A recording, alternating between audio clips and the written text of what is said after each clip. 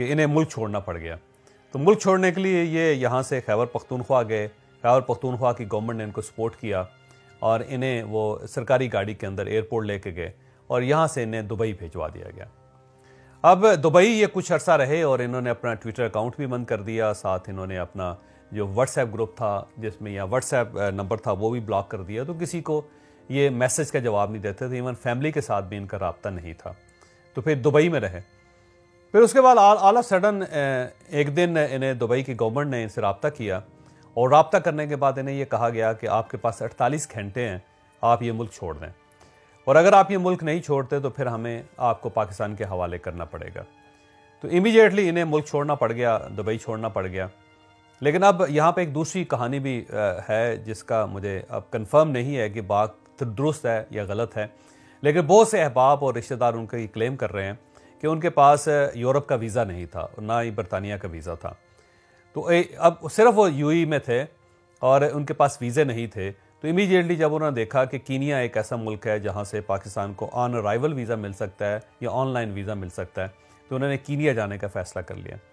Kenya में अब इनके एक दोस्त भी थे जो बड़े करीबी दोस्त समझे जाते थे इनके, उनका नाम वकार है और पुलिस क्लेम ये करती है कि उनका नाम नगार है। अब ये नगार है या वकार है, ये तो आने वाले दिनों में ये चीज़ साबित होगी कि वाकई उनका नाम क्या है। उनका ताल्लुक कराची के साथ है और वो कीनिया के अंदर रियल स्टेट का कारोबार करते हैं। तो ये उनके पास चले गए और कीनिया की पुलिस का ये भी दावा है कि इनके साथ इनके भाई भी थे जिनका नाम खुरम अहमद है। तो खुरम अहमद और अरशद शरीफ दोनों कीनिया चले गए और कीनिया में भी जाके इन्होंने पाकिस्तान में किसी को इन्फॉर्म नहीं किया कि हम अफ्रीका के अंदर हैं या हम कीनिया के अंदर हैं, बल्कि इनके बारे में ये खबर फैलाई गई थी या ये खुद इन्होंने फैलाई कि मैं बरतानिया के अंदर हूँ, मैं इंग्लैंड के अंदर हूँ। और इंग्लैंड में भी जब लोग इनसे रब्ता करते थे तो वो यही प्रटेंड करते थे कि मैं इंग्लैंड में हूँ और किसी दिन आपसे डेफिनेटली मुलाकात करूँगा। लेकिन ये रहे कीनिया के अंदर ही और अपने दोस्त के घर ही ज़्यादातर ये मुकीम रहे और बाहर भी ये बहुत कम निकलते थे। फिर इस दौरान ये खबरें आना शुरू हो गई कि अब इनका राब्ता हो गया पाकिस्तानी इंतज़ामिया के साथ और अब इनके लिए मामलात कुछ दुरुस्त हो रहे हैं और ये पाकिस्तान वापस आ सकते हैं।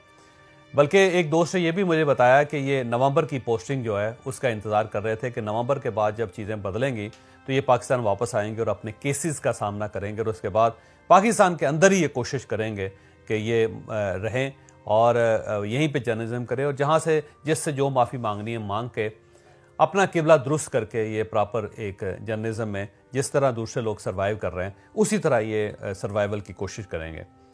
बहरहाल 3-4 दिन पहले इनके बारे में ये पता चलना शुरू हुआ कि ये कीनिया के अंदर हैं। कुछ लोगों के साथ इनका राब्ता हुआ पाकिस्तान में, जो इनके दोस्त अहबाब थे वो, या फिर हो सकता है जो वकार साहब इनके दोस्त हैं या नगार साहब इनके दोस्त हैं उनसे ये बात निकली हो कि ये कीनिया के अंदर हैं। तो थोड़ा थोड़ा कुछ लोगों को पता चलना शुरू हुआ कि शायद ये कीनिया में मुकीम है और वहाँ से किसी ने यह भी बताया मुझे कि बोल टेलीविज़न के साथ इनकी डील होना शुरू हो गई थी और अब ये बोल वापस आके बोल ज्वाइन करना चाहते थे और इनका कुछ डील मिच्योर हो रही थी और उसमें भी ये चीज़ पता चली कि ये अफ्रीका के अंदर है किसी जगह पे या कीनिया में। बहरहाल ये सिलसिला चलता रहा और पिछली रात 2 इंसिडेंट कीनिया के अंदर हुए। एक मगादी एक शहर है जहाँ पे ये रह रहे थे, तो वहाँ से नैरोबी की तरफ इन्होंने आना था। तो उससे चंद घंटे पहले मोगादी में किसी शख्स ने पुलिस रिपोर्ट की कि मैं अपने बच्चे को गाड़ी में छोड़ के मैं एक इलेक्ट्रिक शॉप के अंदर गया था। जब मैं वहाँ से बाहर निकला तो मेरी गाड़ी और मेरा बच्चा गायब थे। तो उस गाड़ी का नंबर उसने जो बताया था वो था KDJ 700F। तो उसने अपनी गाड़ी बताया कि ये गाड़ी है जिसमें से मेरा बच्चा और गाड़ी दोनों गायब हैं। तो उसके बाद पुलिस ने ज़ाहिर उस सारे इलाके में नाका लगा दिया और गाड़ियों की तलाशी शुरू कर दी। इस दौरान अरशद शरीफ साहब अपने भाई खुरम अहमद के साथ एक ड्राइवर के साथ ये लोग मोगाडी से निकले और ये नैरोबी जा रहे थे।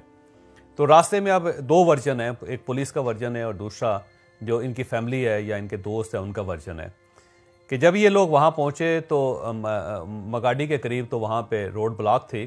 तो एक छोटी रोड जो अमूमन बड़ी सड़कों के साथ छोटी रोड होती है जिसके ऊपर वो पथरीला सा रास्ता होता है, ज़ाहिर पगडंडी होती है। तो ये नैरोबी हर सूरत पहुंचना चाहते थे या फिर ज़ाहिर खौफजदा हो गए कि ये सामने अगर नाका लगा हुआ है तो हो सकता है ये नाका हमारे लिए ना हो। तो ये छोटे कच्चे रास्ते पे निकल गए और उसी रास्ते से होते हुए जब ये मेन रोड पर पहुंचे तो पुलिस ने इनको रोकने की कोशिश की।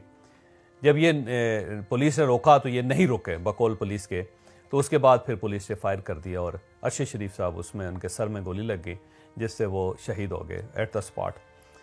और दूसरा वर्जन जो है, ये पुलिस का वर्जन है, और दूसरा वर्जन जो फैमिली का है वो ये है कि जब ये वहाँ पहुँचे तो उन्होंने देखा कि वहाँ पे नाका लगा हुआ है, तो इन्होंने दूसरा रोड अख्तियार किया ताकि ये वहाँ से निकल के नैरोबी पहुँच सकें, क्योंकि इन्हें महसूस हुआ कि शायद ये नाका हमारे लिए लगा हुआ है।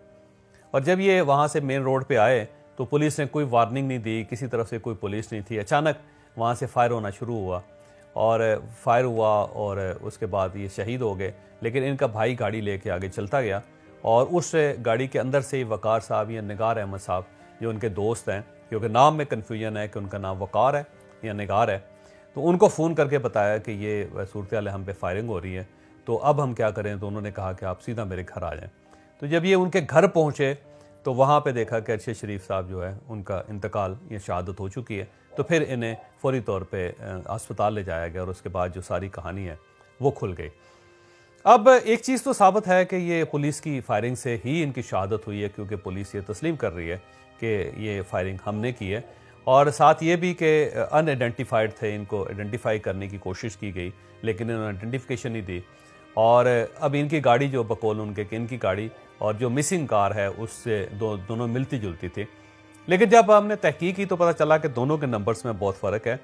वो गाड़ी जिसमें अरशद शरीफ साहब बैठे हुए थे उस गाड़ी का नंबर था KDG 200M, जबकि वो गाड़ी जो मिसिंग थी उसका नंबर था KDJ 700F। तो दोनों में बड़ा फ़र्क है और जो लोकल पुलिस है वो बड़ी आसानी से आइडेंटिफाई कर सकती है कि कौन सी गाड़ी वो है और कौन सी गाड़ी वो नहीं है। दूसरा, पूरी दुनिया में जब किसी कार को रुकने का इशारा किया जाता है वो नहीं रुकती, तो एक प्रोसीजर है कि उसके टायर्स को बरस्ट किया जाता है, डायरेक्ट गोली नहीं चलाई जाती। जबकि इनकी गाड़ी पे हर तरफ से हमला हुआ और डायरेक्ट अरशद शरीफ साहब के सर में गोली लगी। तो अब ये नहीं कहा जा सकता कि वो क्योंकि उन्होंने कार रोकी नहीं थी तो इसलिए नैरोबी पुलिस ने अंधाधुंध फायरिंग कर दी। तो अंधाधुंध फायरिंग जो है वो दुनिया में किसी जगह पे नहीं की जाती। और नैरोबी जो है ये भी जहन में रखेंगे, कीनिया एक टूरिस्ट डेस्टिनेशन है और जब टूरिस्ट डेस्टिनेशन होती है तो उस पर इस टाइप के वाक़यात नहीं होते। आप नैरोबी और कीनिया की हिस्ट्री निकाल लें, पिछले 5 साल 10 साल में इस किस्म का कोई वाक़या वहाँ पे रिपोर्ट नहीं हुआ कि कभी कोई गाड़ी रोकने की कोशिश की गई और पुलिस ने उसके ऊपर फायर कर दिया हो, वो नहीं रुकी। तो ये बात अजीब सी है कि पुलिस ने रुकने का इशारा किया, वो नहीं रुके तो फायर कर दिया गया। और अगर फायर किया भी गया हो तो ज़ाहिर है हमेशा गाड़ी के टायर को सबसे पहले निशाना बनाया जाता है, लेकिन इस गाड़ी के किसी टायर को निशाना नहीं बनाया गया। अहमद साहब है, उनकी तहकीक होनी चाहिए। फिर उनका एक राब्ता पाकिस्तान में उनके वकील जो उनका नाम है बता सुलेमान नियाजी एडवोकेट के साथ हुआ था कुछ दिन पहले। सुलेमान नियाजी एडवोकेट साहब से पूछना चाहिए कि क्या आपको पता था कि वो नैरोबी में हैं या कीनिया के अंदर हैं, ये सवाल होना चाहिए। फिर जिन जिन लोगों के साथ उनका आखिरी दिनों में रब्ता हुआ, जहाँ से ये क्लू मिला कि वो कीनिया के अंदर है, उन सब लोगों से भी इन्वेस्टिगेशंस होनी चाहिए। और इसके साथ साथ ARY से भी पूछना चाहिए कि जनाब आप जब इस लेवल पे चीज़ों को ले जाते हैं तो फिर आप अपने लोगों को, अपने वर्कर्स को तनहा क्यों छोड़ देते हैं। तो बहुत सारे सवाल हैं जो ज़ाहिर है इसके बाद पूछे जाते रहेंगे।